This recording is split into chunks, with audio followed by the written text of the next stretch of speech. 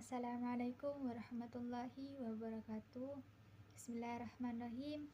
Allahumma sholli ala sayyidina Muhammadin wa ala ali sayyidina Muhammad. Yang saya takdimi kepada Kiai Mutawakil Allah SHMM selaku pengasuh Pondok Pesantren Islam Zainul Hasan Ginggong, dan saya hormati kepada rektor kami yakni Dr. Abdul Aziz Wahab BAMAG, dan tidak lupa juga yang saya hormati kepada dosen pengampu kami yakni Ustadzah Nur Fatimah. Di video kali ini saya akan menjelaskan tentang analisis pengembangan komponen kurikulum pendidikan Islam di madrasah diniyah yang ada di atas ini. Dalam peta konsep di atas ini, saya akan menjelaskan 5 penjelasan. Pertama, kurikulum pendidikan Islam. Nah, kurikulum pendidikan Islam ini merupakan rangkaian rencana dan pengalaman belajar yang disusun untuk membentuk manusia yang beriman, beragama, berakhlak mulia, dan bertanggung jawab sesuai nilai-nilai Islamnya. Kurikulum pendidikan Islam ini tidak hanya berfokus pada pengetahuannya saja, tapi juga membentuk pribadi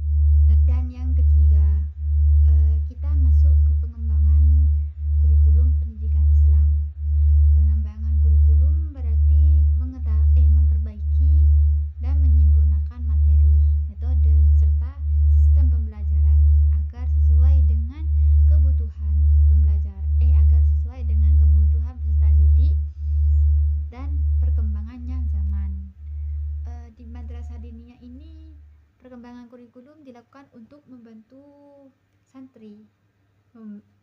Maksudnya tuh membantu untuk pengembangan kurikulum gitu kan, untuk membantu santri. Nah, maksudnya